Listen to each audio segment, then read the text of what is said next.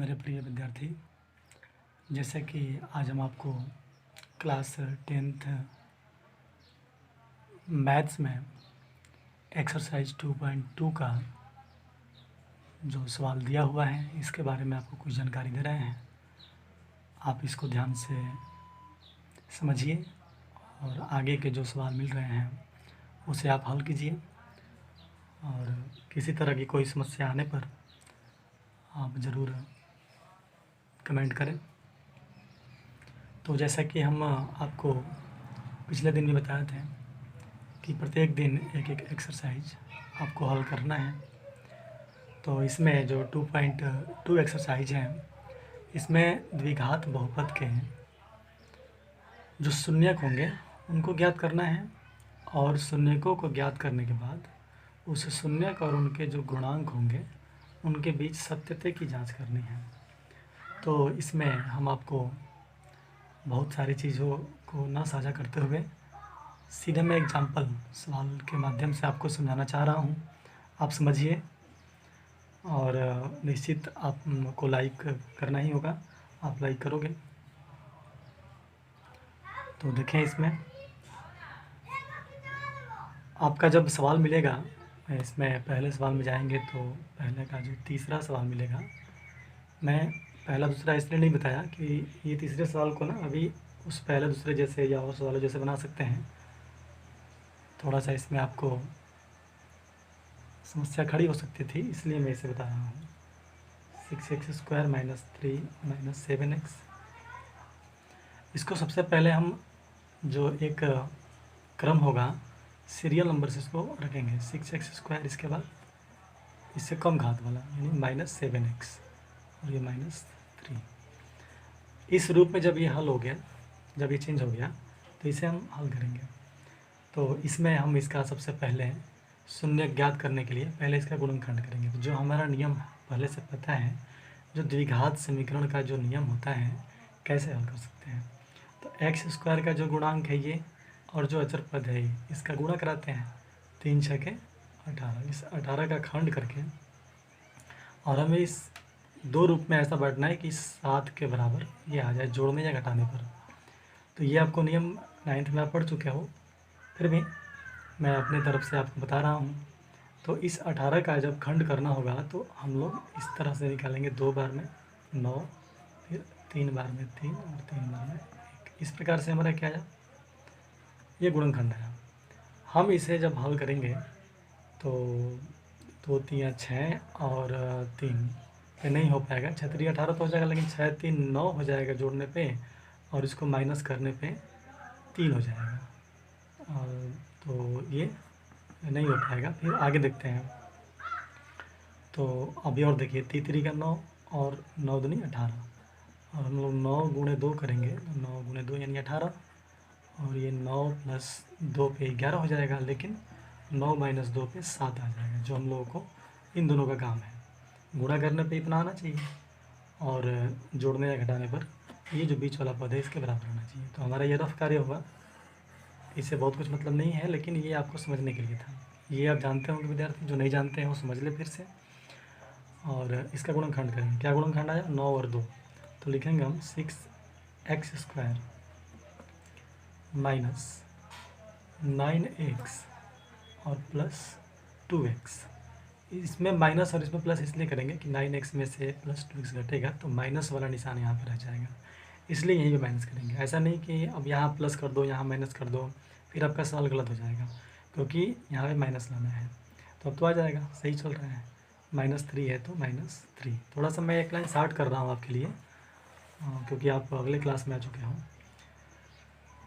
तो देखो, ये हो गया, ये 2 पार्ट और ये 2 पार्ट, इन दोनों में हम कॉमन लेंगे, कॉमन उभयनिष्ठ। तो ये भी और ये भी, दोनों में कॉमन क्या मिल रहा है, ये भी 3 से कटेगा और ये भी 3 से कटेगा, 3 कॉमन मिला। और एक इसमें भी 2 ठे हैं, इसमें एक ही है, तो कम से कम एक x हम लोग ले सकते हैं, यानी 3x ले लिए। 3x का मतलब कि 3x से इसमें डिवाइड दिए, 3 दूनी का 6, 2 और x माइनस है तो माइनस, और 3 × 3 = 9, 3 x से ये वाले x से x भाग दी तो खत्म हो गया। अब प्लस है तो प्लस, इन दोनों में कॉमन क्या है, कुछ नहीं दिख रहा है, तो हम लोग 1 ले सकते हैं। क्या बचा, 2x माइनस 3 ऐसे ही आ गया। अब हम लोग को दो दिख रहा है एक जैसा सेम सेम, तो हमारा सवाल सही जा रहा है। तो हम क्या करेंगे, 2x माइनस 3 मतलब इन दोनों पार्ट में, एक ही पार्ट ये है एक पार्ट ये है, दोनों पार्ट में हमारा ये 2x minus 3 2x minus 3 common हो गया, कॉमन हो गया। अब क्या बचा, 2x माइनस 3 ले चुके हैं तो क्या बचा 3x, और इसमें भी ले चुके हैं 2x माइनस 3 तो क्या बच गया +1। तो हमारा ये आ गया 2x माइनस 3 और 3x प्लस 1। तो ये शून्यकों की जांच करना है, तो हम इसके बराबर ना 2x माइनस 3 बराबर एक बार 0 ले लेंगे और एक यहाँ से मान निकाल लेंगे। 2x बराबर क्या हो जाएगा, -3 को उस साइड ले जाएंगे तो +3, तो x बराबर क्या हो गया 3/2, ये हमारा होगा। x बराबर क्या आया 3/2। इस प्रकार हम आगे बढ़ते हैं, पुनः हम 3x प्लस 1 बराबर 0 लेते हैं, तो 3x बराबर क्या हो जाएगा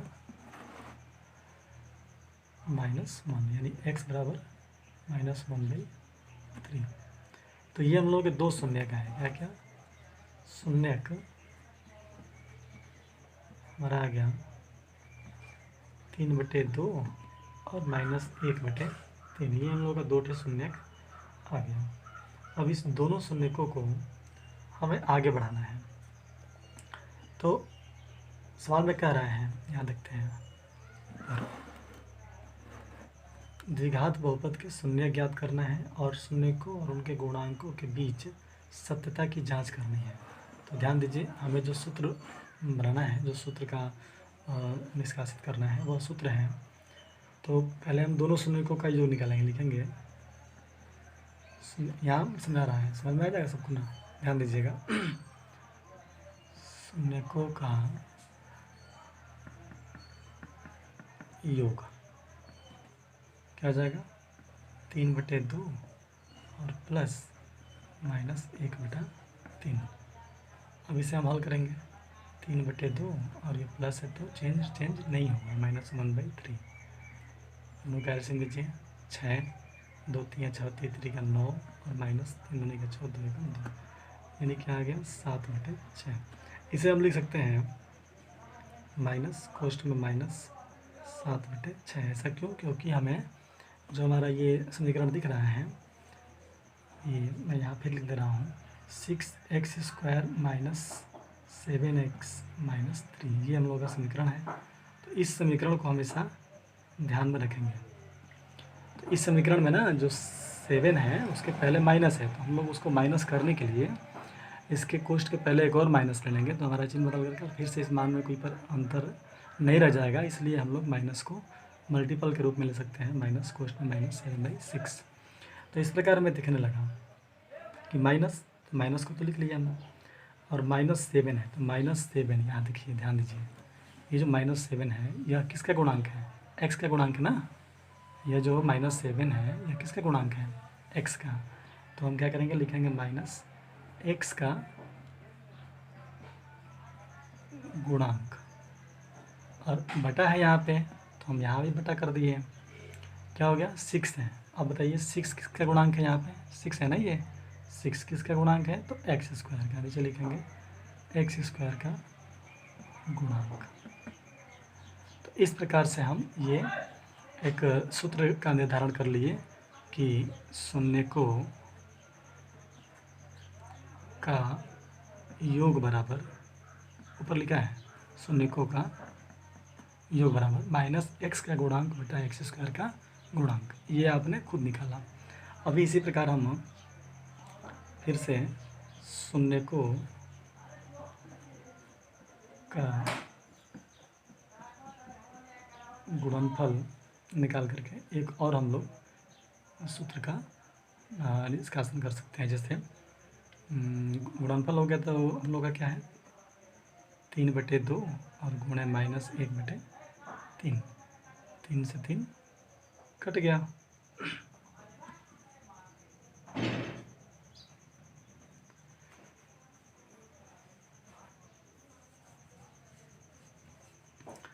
तो हम जब कटा देंगे तो -1/2 आ गया। इस तरह से हम देख रहे हैं कि हमें कोई इसमें से राशि 1/2 वाली इसमें मिल नहीं रही है समीकरण में, तो हम इसको कटाएंगे नहीं, अब ऐसे ही सोचेंगे कि कुछ हमारा जो रूप है वो दिख जाए। तो 3 एकम 3 -3 और बटे 2 3 6। देखिए 3 और 6 दिखने लगा, 3 भी और 6 भी दिखने लगा। तो हम इधर नहीं जाएंगे, इस रूप में इस साइड नहीं जाएंगे। मैं इसलिए बता दिया आपको कि आपको इधर नहीं जाना है, आपको ये कटाना नहीं है, ये जो कटाया हूँ मैं ये कटाना नहीं है। तो देखिए मेरे प्रिय स्टूडेंट, अब ये आ गया -3/6, यानी कि सूत्र क्या बना, सूत्र हमारा बना -3। -3 क्या है, एक अचर पद है, यह जो है यह क्या है, एक अचर पद है। तो हम लिख देंगे इसको अचर पद, और अचर पद और इसका बटा क्या है, अचर पद चिन्ह सहित रहेगा, अचर पद और बटा x² का गुणांक, यही है ना 6 क्या है, x² का गुणांक।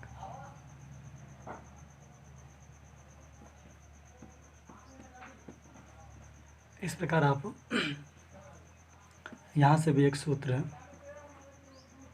खुद ही बना लिए, शून्यकों का गुणनफल, आप समझ जाएंगे, मैं ऐसा करता हूँ।